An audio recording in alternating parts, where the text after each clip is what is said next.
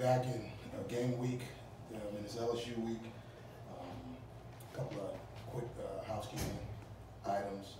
I'd like to thank Adam Sparks for the piece on Turner's Heroes. I think people had a chance to read it.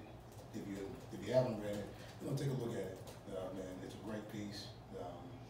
Obviously, this weekend we're going to be wearing our battle ready uniforms, and the helmet in this game is a tribute along with the uniform, but the helmet is a tribute to Turner Cockrell, the 82 rivets. His number was 82, and I think man, for our guys, man, there's a lot of meaning in this. Noel and Randy, man, wish you well. Hope you're doing well. I know you'll be here. You're always with us, and we understand that. And also on Sunday, our women's soccer team, they're playing elite ball right now, and they line up versus Tennessee. We want to pack the Plex on Sunday at 4 p.m. And then would like for Commodore Nation to come out and watch those ladies play. They're a good team. On to us again. It's LSU. It's game week. We've come off a bye week. This group right now is focused. They understand what we left at Purdue. And there's always in that lag time when you have a bye week where you have to sit on something for a while. And I believe for us, that time is gone and past. And you get a chance to look at what you did, and you fix what you do. You get back to work. This group has to be process driven, not outcome driven. And if the process is right, the outcome will be what you need it to be. So, and that's what we focused on. Had a couple of injuries right now that are season ending for a couple of our guys. Mark Wakefield had a leg injury, and he's done for the year. Amir Rahman, and he's done for the year. The tough injury for him, and Colin Anderson had a knee injury, so he's done for the year. So we've got 3 guys on the roster right now who are done for the year. This has been an injury riddle season for us. We start the way he started up front. Has worked his way, down to a couple of guys, but that's college football. And those guys are healing well. We hope to get those guys back next year, but right now it's full steam ahead. This football team is focused, and they understand they got a really good team in LSU coming in here. And you look at Coach O, respect and Coach O tremendously, him and his staff. Coach Aranda, I've known David Aranda for a long time. And obviously, I know Joe Burrow, personal relationship with Joe. When Joe was a youngster, I coached with his father, Jimmy Burrow at Ohio University. And Joey's the same young man, focused, poised, extremely confident, athletic, and a leader. He's always been that way. So, kudos to Jimmy and Robin for raising a young man, and a young man for standing on his own 2 feet.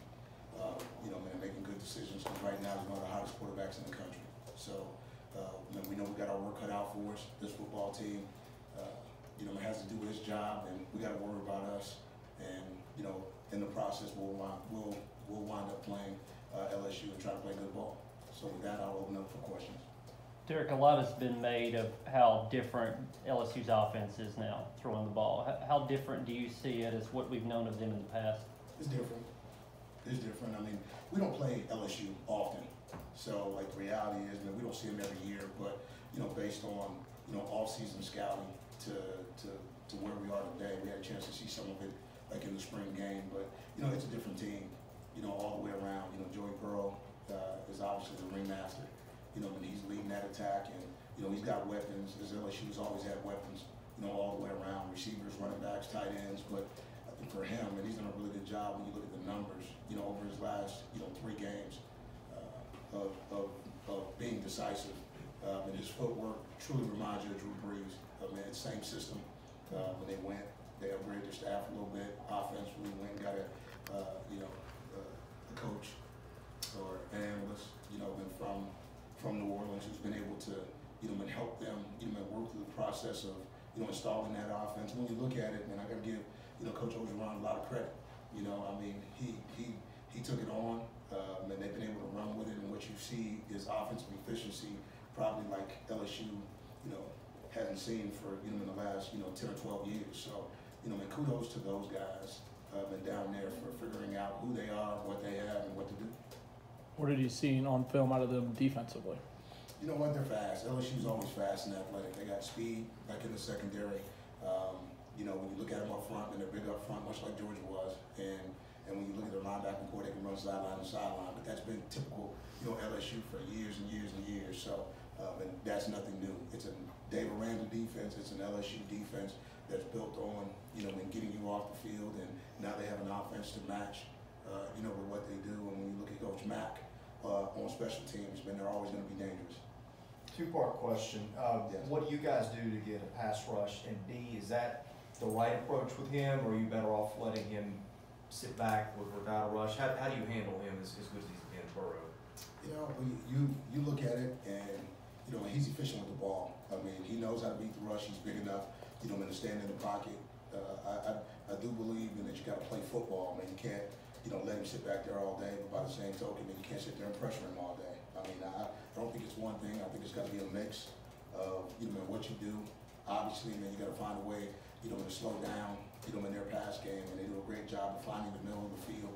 And when they can, and when you try to shut down the middle of the field, they got guys outside that can isolate. So, you know, this is one of those games where, you know, you got to play smart, and you got to play tight in terms of, you know, coverage. You try to close windows as best you can. And with that, you know, I mean, pass rush and coverage have to work together. You know, you've got to.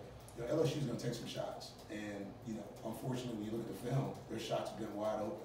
I mean, and they've got guys after the catch that can make you miss and go the distance. So the idea is, you know, when the ball's in the air, let's attack it. Let's make sure we populate.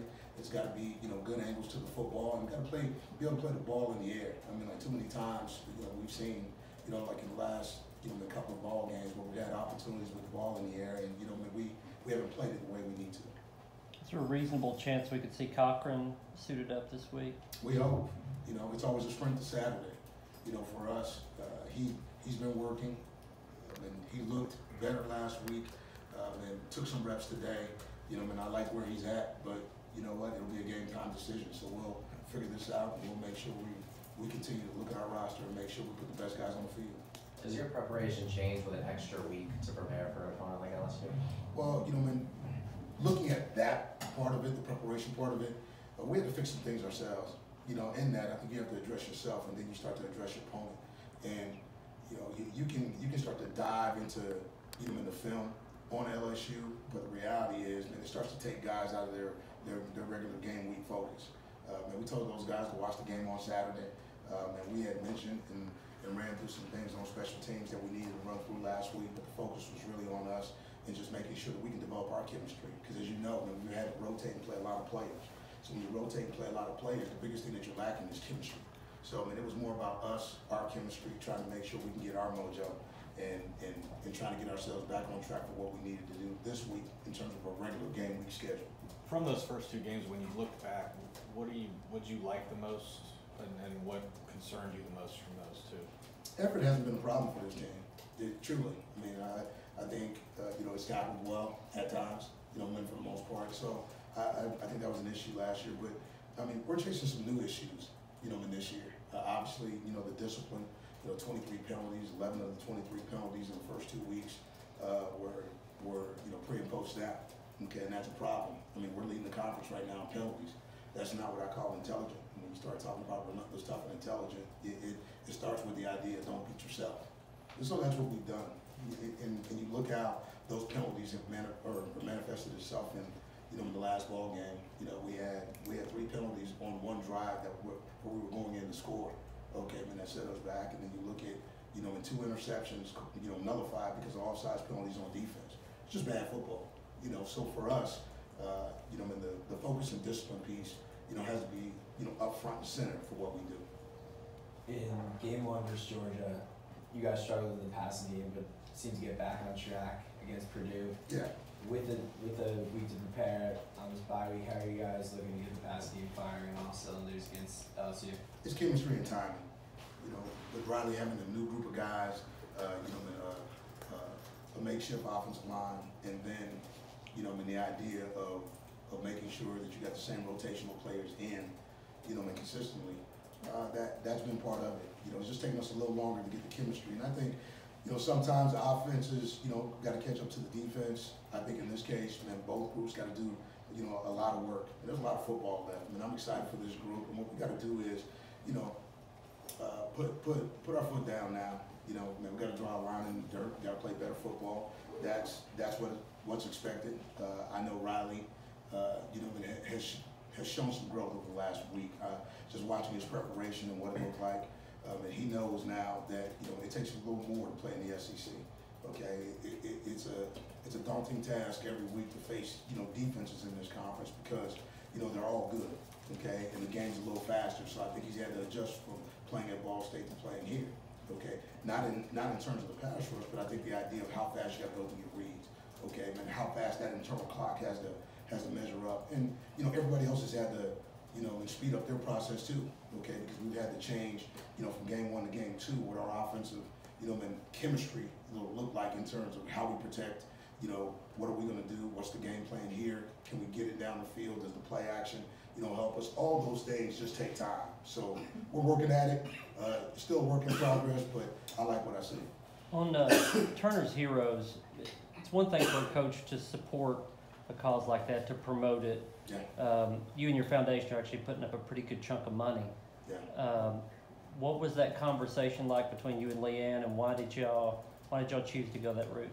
There was no conversation, you know, about it. I mean, we both knew. I mean, if it was left to me right now, I would have just went ahead and endowed a scholarship, like in his name, because that's how much it meant to me and my wife, like in this program. I think, you know, every young man that comes into your program, you know, you know and understand it's a part of your family. For us, you know, we grew close, you know, with the Cockrells. I mean, man, it was a long fight. It was a strong fight, and you know, man, that was the least that we could do. You know, in jumpstarting, helping Cody, Noel, and Randy jumpstart this foundation, because I truly believe, man, it's going to change lives. 2 or 3 more questions. It's playing 2 top 5 teams in the first 3 games. Do you think that'll help you guys in the long run when everything's said and done? I love it. I truly do. I may not like the way I feel right now. You know, really. I mean, you don't enjoy, you know, starting 0-2 and, you know, like having number, you know, 4 or 5 come into your house. But the reality is, you know, that's the draw. And, you know, when you have the draw, what you got to do then is line up and play football. I got a question last night at the radio show, you know, how do you feel about, you know, the idea of what you're going to take out of a moral victory? And let me tell you, man, I coach to win. These guys got to play to win. You know, man, I'm not going to prepare to look at, you know, like the end of a ball game and say, "Whew, man, I'm glad, you know, I felt good about, you know, playing a certain way, but not coming away with a win." That's not what this game's about. Now, as a coach, man, you got to step back and you make sure, man, that you don't overreact to anything that you see, man. But I understand, man, that right now, I mean, this game is critical to us. I know it's critical to LSU, man, but it's critical to us too. We feel like, man, we need to play our best ball. We need it now, and that's what we're planning to do on Saturday. So let's play our best. Now that you've had a couple of weeks to see what your team is, go through fall camp, penalties and stuff aside, what do you think your identity is on each side of the football? You know what? I still don't know defensively. You know, I mean, obviously, man, I thought that group made some gains versus Georgia. Man, I thought they played hard. I thought they played well in the second half. But you know, when you look at giving up 21 points in the fourth quarter against Purdue after, you know, holding them to 21, and you know what? That's not what you want. So I mean, you don't blow it up, man. You just look at, you know, how do you tweak it? How do you do it better? You know, how you play top down. Okay, man. How do you take advantage of opportunities? How do you not give you know, teams extra downs? And offensively, I saw some things, you know, that you know, gave me, you know, some assurances on the offensive side of the ball. I know we got weapons.